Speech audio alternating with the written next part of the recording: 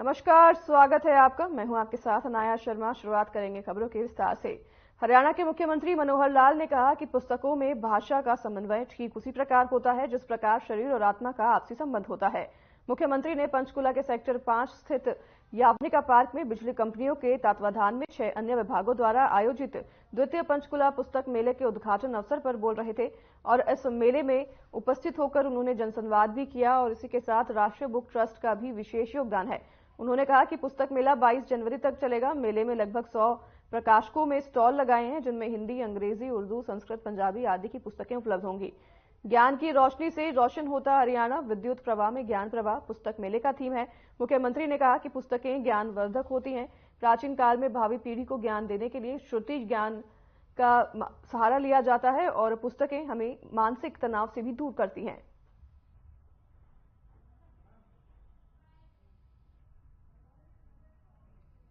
एक बहुत ही विशेष ये अवसर आज जो मुझे मिला है,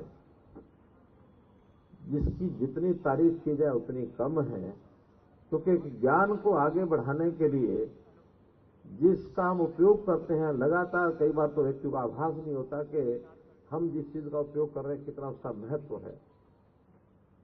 व्यक्ति जब से भी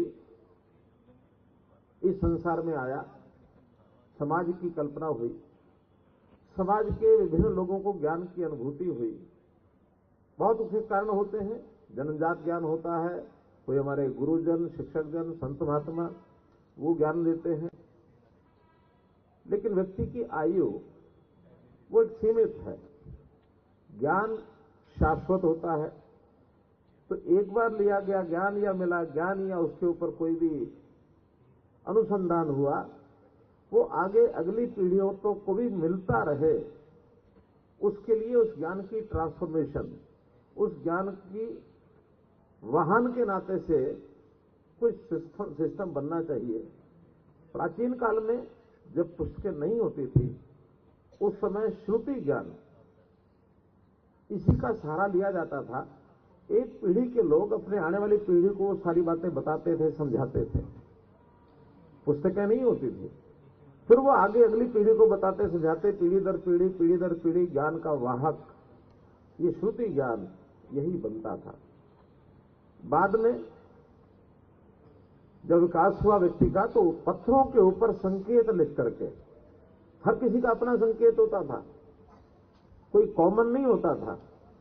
किसी ने किसी ढंग से लिखा, किसी ने किसी ढंग से लिखा, और उसके बाद लोगों ने समूह रूप से उसको एक दूसरे को समझ में आए तो कुछ कॉमनैलिटी आई। उस कॉमनैलिटी में अक्षर कोई एक है, वो उसका सभी एक ही अर्थ निकालें, तो वो अक्षर ज्ञान, शब्द ज्ञान, वाक्य ज्ञान और फिर भाषा बने। भाषा और पुस्तक, इसका एक बहुत बड़ा संबंध है। जैसे शरीर और आत्मा, शरीर देखने में हमारा शरीर है, लेकिन उसके अंदर एक आत्मा है। उस आत्मा के कारण से ही हमको उस शरीर का जो आनंद है उसकी अनुभूति आत्मा से होती है। ऐसी पुस्तक, ये पुस्तक तो एक शरीर है, लेकिन उसकी जो भाषा है वो उसकी आत्मा है। क्योंकि भाषा कैसी लिखी गई है, उस भाषा से ही उस लिखे ज्ञान का अनुभव होता है। पुस्तक हमें कुछ भी बता सकती है, कुछ भी सिखा सकती है। हमारे जीवन को अच्छे रास्ते पर तो ले जाने का एक पुस्तकों का श्रेय है ही है पुस्तकों को, लेकिन कभी कभी ये पुस्तकें गलत ढंग से उसके अंदर कोई सब्सटेंस अगर डाल दिया जाए तो जीवन के विध्वंस की ओर भी ले जाने के लिए सब काम करते हैं।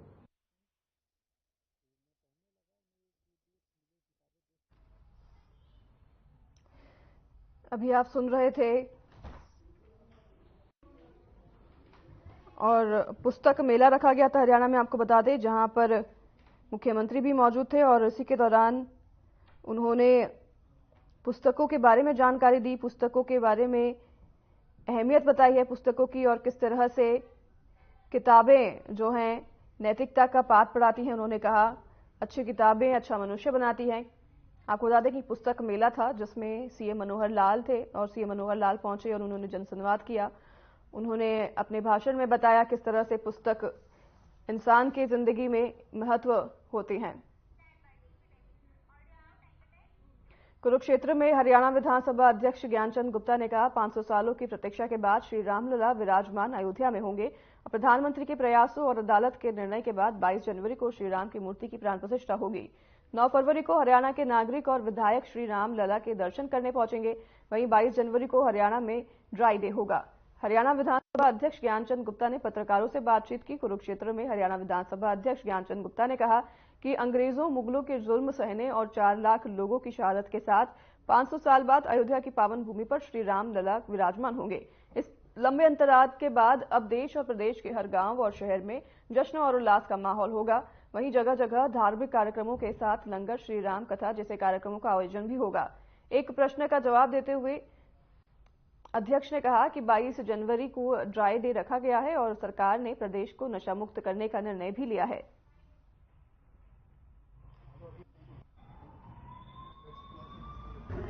सौभाग्यशाली है कि 22 जनवरी को प्रभु रामलला के भव्य राम मंदिर के अंदर उनकी प्राण प्रतिष्ठा का कार्यक्रम वो हम अपनी आंखों से देख पाए। लगभग 500 वर्षों की इंतजार के पश्चात भगवान श्री राम अपने भव्य मंदिर में विराजमान होंगे। ये हम सब के लिए बहुत ही हर्ष का विषय है। राम मंदिर निर्माण के लिए लगभग 4 लाख लोगों ने अपना बलिदान दिया और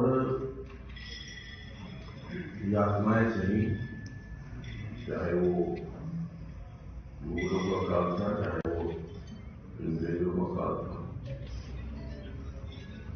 लेकिन मैं बधाई देना चाहता हूं हमारे देश के यशस्वी प्रधानमंत्री नरेंद्र मोदी जी।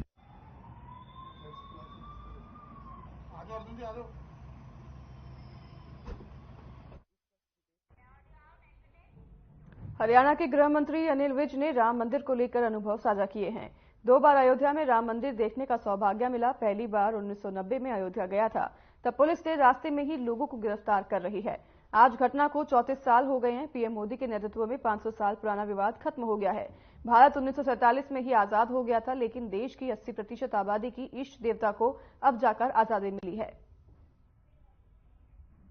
मैं दोनों बार गया वहां पर, 1990 में भी और 1992 में भी।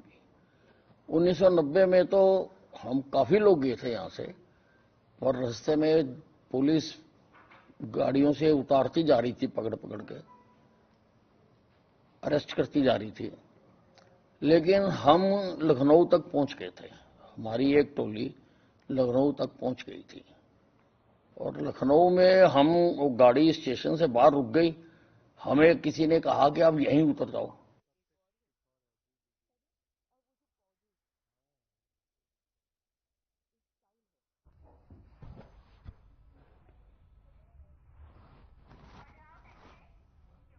गुरुग्राम में शीतला माता परिसर में बीजेपी के राष्ट्रीय सचिव ओपी धनखड़ ने सफाई अभियान की शुरुआत की।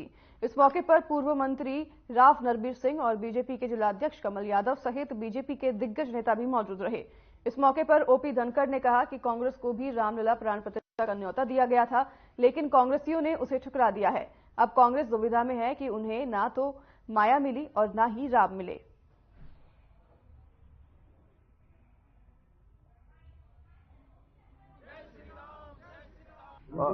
एक पावन पर्व देश में चल रहा है। मकर संक्रांति, लोहड़ी, विवेकानंद जयंती, उससे पहले से ही देश में एक उत्साह का, जोश का माहौल है। जब सूर्य नारायण उत्तरायण में आए हैं तो जोश और बढ़ गया है। 22 जनवरी को 500 साल की प्रतीक्षा पूरी हो रही है। 1528 में जहां मंदिर को ध्वस्त कर दिया गया था और विग्रह को बहुत वर्षों के बाद अपने स्थान पर पहुंचने का मौका मिला, 1949 में, लेकिन उसके बाद भी भव्य मंदिर नहीं बना था। गुड़गांव में नहीं, सारे देश में मंदिर का सफाई का काम चल रहा है और सभी कार्यकर्ता मन लगा के मंदिर को साफ कर रहे हैं और इससे हमारे धार्मिक आस्था का एक केंद्र है और सारे दुनिया की निगाहें हैं कि राम मंदिर जो एक आस्था का केंद्र है उसका निर्माण 22 जनवरी को होने जा रहा है। सभी देशवासियों को इसकी शुभकामनाएं और सभी से अपील करता हूं कि जहां जहां अपने अपने मंदिर है वहां उनमें सफाई करें और 22 तारीख को दिए जलाकर राम प्राण प्रतिष्ठा का पूरा हुआ।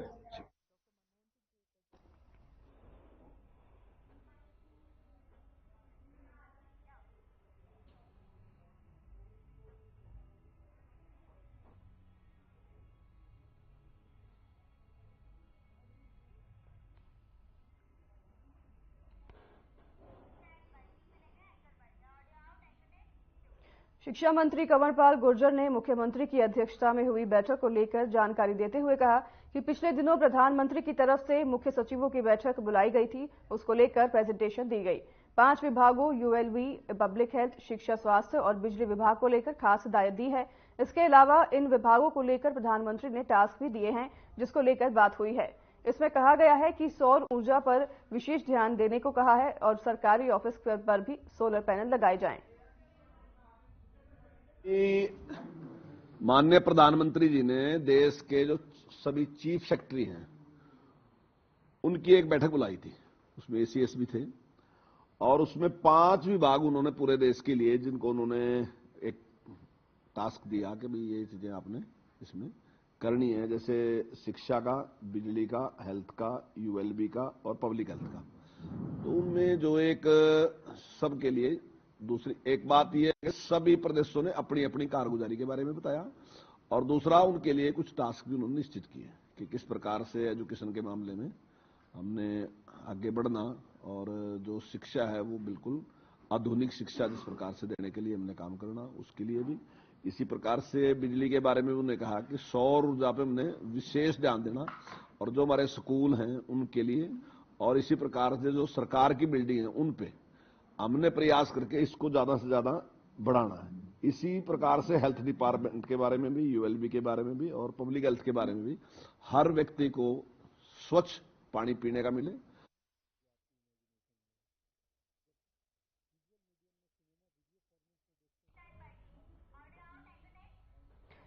भिवानी के चौबंसी लाल विश्वविद्यालय का तीसरा दीक्षांत समारोह आयोजित किया गया, जहां हरियाणा के महामहिम राज्यपाल बंडारू दत्तात्रेय ने शिरकत की। उन्होंने चौबंसी लाल विश्वविद्यालय के तृतीय दीक्षांत समारोह में भाग लेते हुए 5 पीएचडी स्कॉलर को डिग्री एवं 21 टॉपर विद्यार्थियों को गोल्ड मेडल दिए। साथ ही इस मौके पर राज्यसभा सांसद डीपी वत्स, हरियाणा विद्यालय शिक्षा board chairman VP Yadav, Bhiwani विधायक घनश्याम सर्राफ भी मौजूद रहे।